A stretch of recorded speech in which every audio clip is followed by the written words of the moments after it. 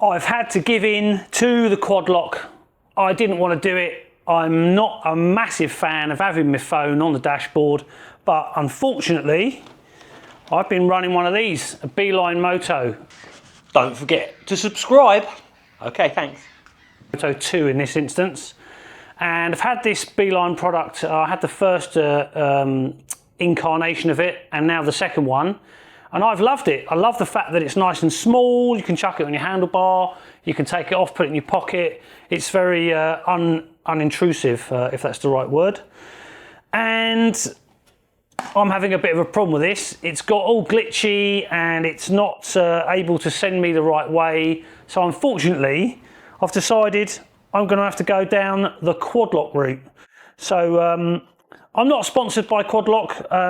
Wish I was, because then I could probably got this stuff for free. But what it does mean is that if it's crap, I can tell you it's crap. And if it's good, I'll tell you it's good. So I'll tell you what I've bought. I've bought the phone case. I've got a Samsung Galaxy A34. So I've got one of those. I have had it out of the box just to sort of see how it fits in on the phone, etc. And so for the motorbike, I bought myself a sort of the handlebar mount, which I think is just sort of the basic standard one. And I bought the anti-vibration dampener. Although I've got the Honda Xadv and I don't think it's very vibey. So I'm not sure if I really needed this, but I thought I would get it because I've got a feeling I'd like to have a bit more space away from the clamp. So that's the reason why I've got that. And then I went with the magnetic case and thusly a magnetic attachment to go with the car mount. Because if I'm going to have this mount on my phone to go onto my motorbike, I might just as well have it in my car. And that's obviously how they get you, because this lot wasn't cheap. I can't remember offhand, but I'll put it on screen somewhere. But yeah, it wasn't cheap for these things. And yeah, so I've had to buy into it. So I think what we're going to do is we're just on camera, have a little go at putting the phone case on. The phone case I've been using is just a little sort of plasticky, flimsy one. And I like this because it's very thin and lightweight and cheap. But that's obviously out the window now. And we're moving on to this quad lock version. And it's considerably thicker. So it's not necessarily thicker in the dimensions that you can see. But this part of it, because it's got this magnetic piece inside, it has to be thicker, simple as that. That said, it's probably going to offer quite a good bit of protection over this flimsy bit of rubber. So to get the phone in there was quite easy. I don't know if there's a way that you should and shouldn't do it. I've just put two corners in and then followed it round. And obviously the phone fits perfectly. They're very well designed. That, you know, these phone cases have been around for forever. But it's now quite a chunky thing I've got here. In comparison to the other one, it's it's a considerable extra bit of chunkiness that, if I'm honest, I'd rather do without. But anyway, we're here now, so that's that. And the next thing I'm going to open is the motorbike mount, because I think that is what you've all come to see, whoever's watching, if anyone. So they do two sizes. They do like quite a big one. Again, I should probably put a link to that in the description somewhere. And in here you've got the clamp, this little piece here, which is obviously where your phone connects, and there's actually 3 different rubber options there. And then I guess 4, because the clamp itself would be the 4th one, I'm guessing. You get a little Allen key for opening and undoing and doing up your little widget that goes on the front. So it comes with, in there it says it's 25mm, and a 22mm and a 28mm, and then I'm guessing that the clamp itself is around 30, something like that, 32 maybe. So, although it comes with a little Allen key, I've got this really nice set of Allen keys for my birthday the other day from my lovely wife, so I thought, why not use them in my video? And right, so I think we'll just have a little play around with it and see what's what. So, have we got any Loctite on there? Yeah, there's a little bit of Loctite on there. So that's a bit of safetiness. Let's undo the actual clamp itself. A little tiny bit of Loctite on there, very little. Not going to say that that's going to do very much. Here we go. It does say 32mm is the actual clamp itself, and then you get a 25.4mm or 1 inch, a 28.6mm or 1 1/8 of an inch, and a 22.2mm or 7/8 of an inch. So those are essentially your 4 sizes that you get to play around with. And then you've got this arm that obviously can go around in 360 degrees. And then you've got the bit that actually holds the phone on to there. So let's have a look and see if we can set it up on the bike. Over to the bike. Right, it's off with the Beeline Moto 2 clamp. So let's whiz this off, and this is a 2.5mm Allen key. It's relatively well made, this Beeline clamp, in my opinion, although other people have said that they weren't a fan of the build quality, but I think it's all right. I think we're out now. There we go. Don't want to lose the screw. Right, right, so I'm going to have a look inside and see if that tells me the measurement. So that says 28.6mm. So let's go over to our new quad lock clamp and see what is what. So there's the 28.6. So let's just slip that over the bar. That looks like it's going to be good. And then I guess I'm going to want the screw side up towards the screen, and I'll get that for now centralised. It's all rather easy.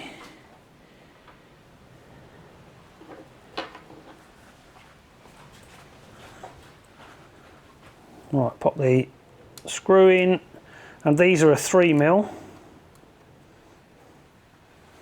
I've got to say that does fit better than the Beeline version. I won't do it up mega tight just yet. Now, what's next?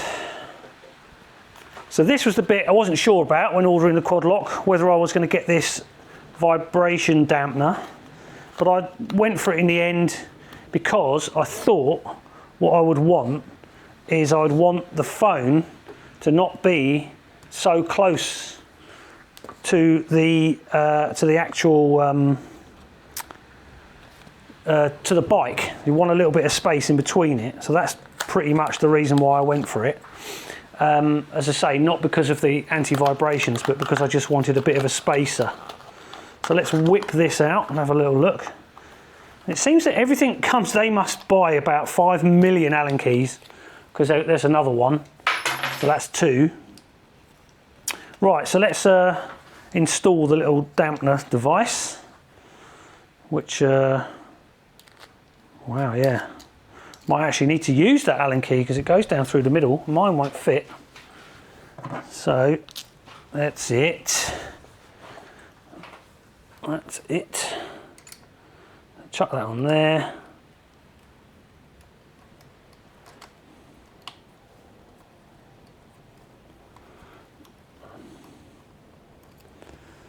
There we go. It's finger tight for now. So I was just going to install that straight on the top, like so, and then there we go, you've got your phone mounted, he says, onto your bike. So yeah, there you go. I've got to be honest, I'm not like a massive fan of this system,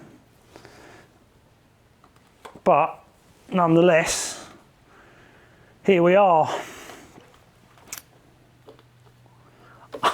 I'm so underwhelmed with this. I just don't want my phone up on the dashboard, but I don't feel like I've got much choice. So what I was planning on having it like this, and then I'm going to buy, or I have actually bought, there is a power socket that I can add to my bike, and then all I need to do is just have a little cable going from the socket wherever I mount it to the phone, and then I can just plug it in and it's charging up as I go along. So I mean, there you go. I think it's all right, but as I say, I'm very underwhelmed because I never really wanted to buy the product in the first place, and yeah, sideways is a bit tricky because it's difficult to unlock it, but there you go. I don't know. I never really wanted to buy it in the first place, but I bought it now and it's on the bike, and can't really say much more about it until I've ridden with it, but I'm sure that it's going to be perfect for what I want, which is I want to be able to use Google Maps and get around. The joy of Google Maps over the Beeline Moto is that A, Google Maps is free, B, you get live updates. It also tells you where the speed cameras are, and you can use a satellite image on it, which means you can really, it's quite helpful. You know what I mean? Like, you've got a satellite image so you can see everything, that what you're seeing there is what you're seeing in real life. So those are the real reasons why I'm going to use my phone for the time being, but it might be in the future that I go for something completely different and completely scrap the phone on the dashboard thing. So the next thing to do is see if I can fit this in my car, and then I've kind of got an integrated system where it works in my car and on my bike, and that's the bit that sort of took the sting out of the cost of it for me. So over to the car. Okay, I've had a little shimmy around, and what I've done is I have made it so that this little blue locking flap is now at the bottom, because I think I'm going to want to run it horizontally. I'm new to this, so it means that I can undo it. I can access this little flap and I can undo it, or it can still be vertically, but it's a bit of a fiddle to reach that little flap. And my idea is to have it this way on the bike so that it's not kind of in the way of anything. I can still see the screen, I can see, you know, it's not blocking anything there. The only thing I'm not sure about is the angle of it, but as it stands at the moment, I can turn the steering all the way. It doesn't hit on anything, doesn't bang on anything, and I can also get a power cable from somewhere, wherever I fit it, and it can just plug in, and that won't be sticking in the way of anything either. I can get to my ignition buttons and everything. So for me at the moment, actually, on hindsight, I'm quite liking how that fits there, and in this configuration it's really not too much like a massive iPad sitting on the front of my bike. And if anything, I wish mobile phones were smaller, because back in the day when they were about, you know, a third smaller, it would have just sat on the bike so much nicer. But anyway, it's 2025, this is what we've got, and that's what it looks like. So the next thing to do is probably go for a ride with the map on and see what it's like in the real world, and that's the only real way that we're going to know if this thing's any good. So, see you on the bike, not in the car. We did a car after that. Right, so let's go for a little windy journey. And what we're going to do is we want to go into our maps, don't we? And then we want to like choose somewhere to go. So let's say we're going to go, I don't know, there. Something like that. There we go, directions. And then just turn the map to default because it uses less G. Press start. I suppose I can also turn the volume up. So I can still hear that at the moment. So gloves are on, bike is on. Start her up.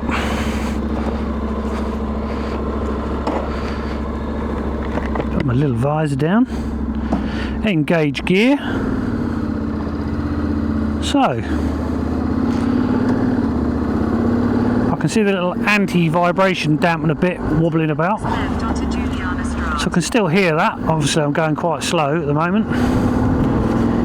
Continue for 3 kilometers. So first things first, I think that yeah, I'd probably have to change the brightness on my phone up a bit because I can't see it very well.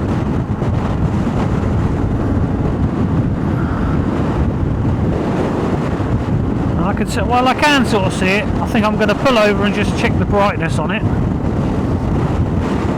And maybe the angle of the phone is not the best. But for the sake of this little video, I think we are making progress. So let's just have a little look. Probably have to take my glove off for this. I think if I swipe down there, it's already on the brightest. So, okay. Now, stop that. I want to change it to the default map. And then press start.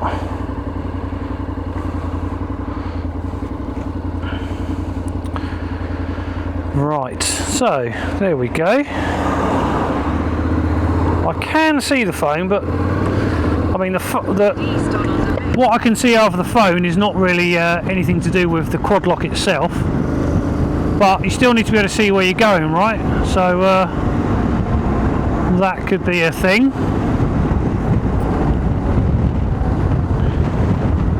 Kids on bicycles everywhere because we're in the Netherlands, but I think for all intents and purposes it's yeah. I still don't really want my phone. It's so windy out here. I still don't really want my phone up on the dashboard, but well, what can I really do? What are the other options? It's either that or a sat-nav, which is probably equally as big as my phone. Yeah, I think I'm going to have a play around with the angle of the phone.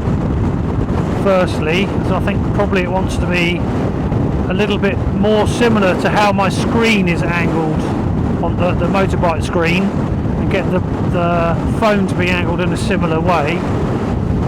That said, I'm not a big fan of this anti-dampener thing because it allows the phone to wobble about everywhere. So I'm not completely convinced about that part, but again, I've been on the bike about 1 minute, so not a lot to say really. It is a very, very, very windy day. So, what can you do? So, first impressions of the quad lock. What can we say? I think that the quality of the whole system is very good. That's a positive. It is, once you start getting all the bits and pieces, it ends up being quite expensive you know, we're really talking about probably getting upwards of 150 quid on just mounting your phone onto the dashboard. And if you wanted a wireless connectivity and all that, you're probably looking over £200 to have this, so that you can fit it in your car and on your motorbike, maybe even more, which I think it's an awful lot of money. But would you pay £200 for a sat-nav? I think you probably would. So now, instead of having two devices that you have to muck about with, you've only got one device, and I suppose that's another positive. So I mean, it's not a lot of, I can't really say anything bad about it, if I'm honest. Only the fact that personally I don't want the phone up on my dashboard,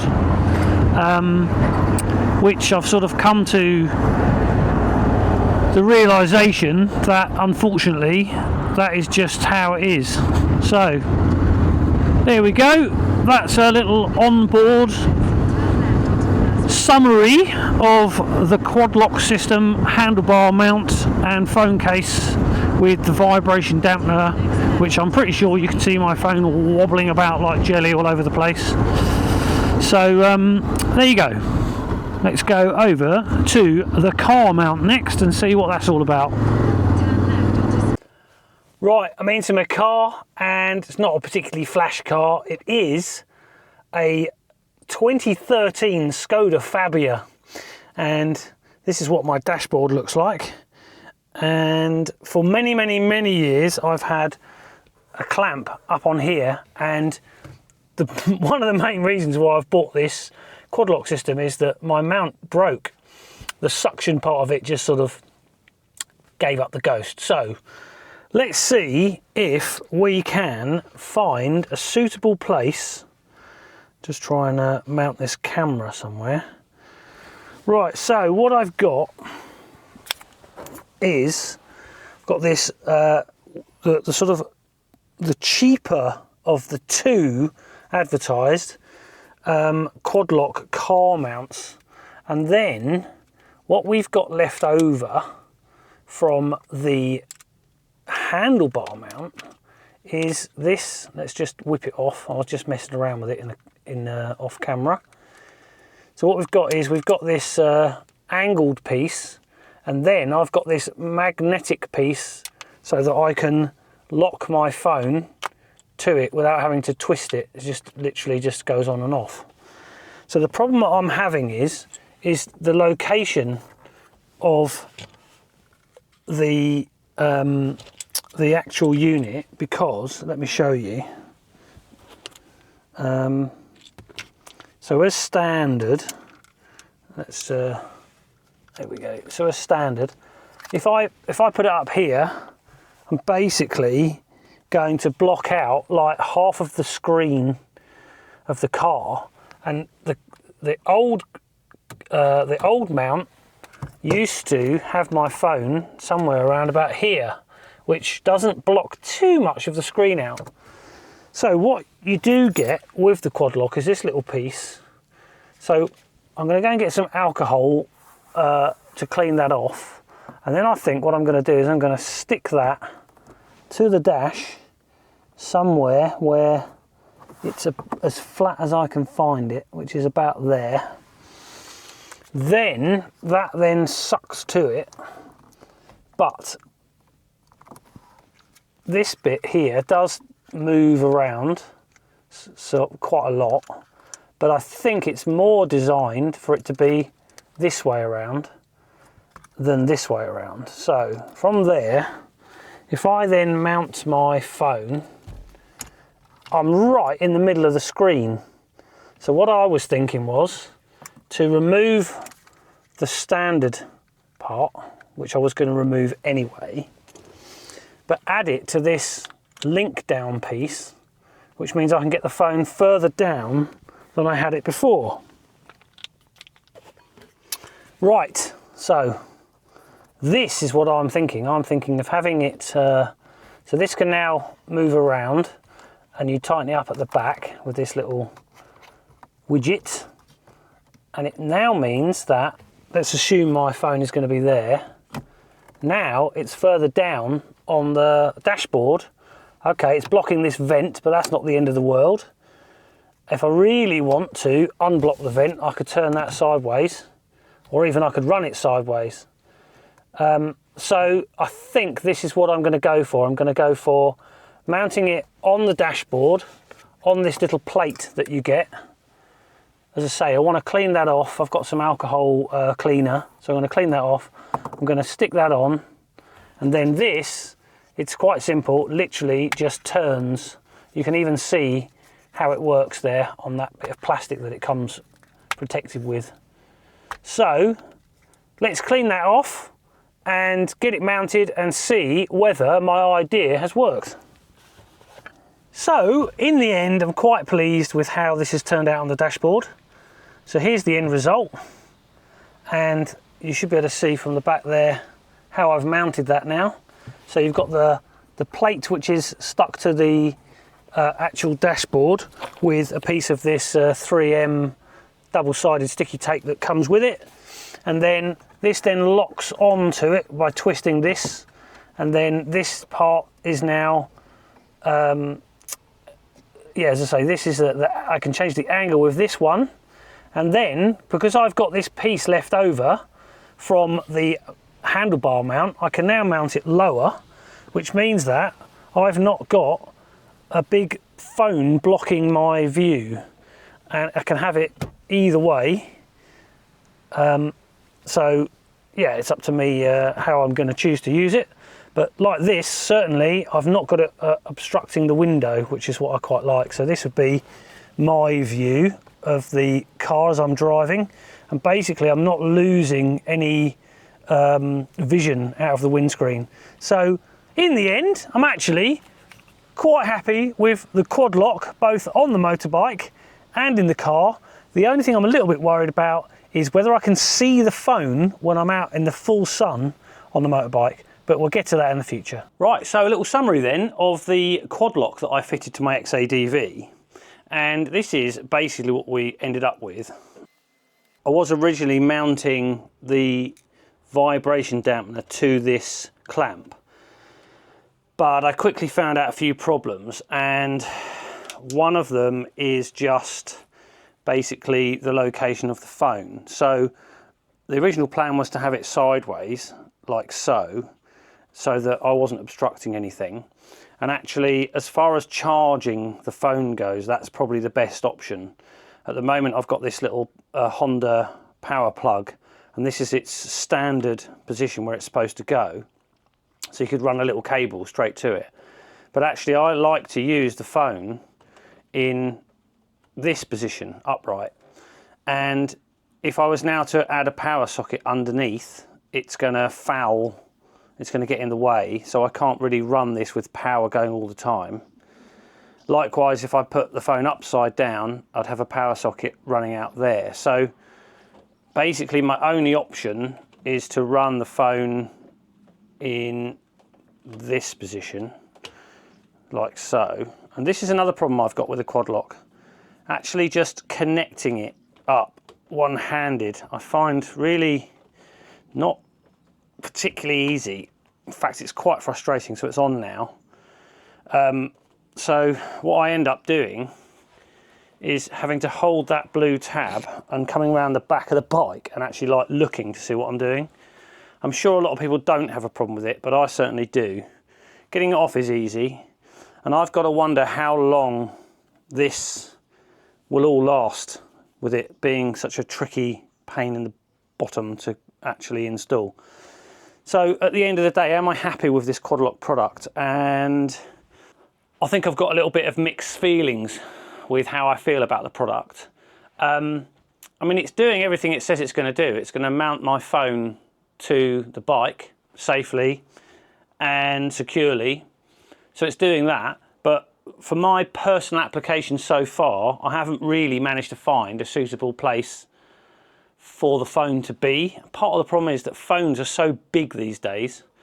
The other problem I've got is that this phone, it being a Samsung A34, you can't really see the screen in the daylight. If you've got really sunny weather, you can't really see the screen. So I'm wondering whether a phone is really the solution. And part of me trialing this was to see about the functionality with the Honda screen. So you can actually link the phone to the dashboard.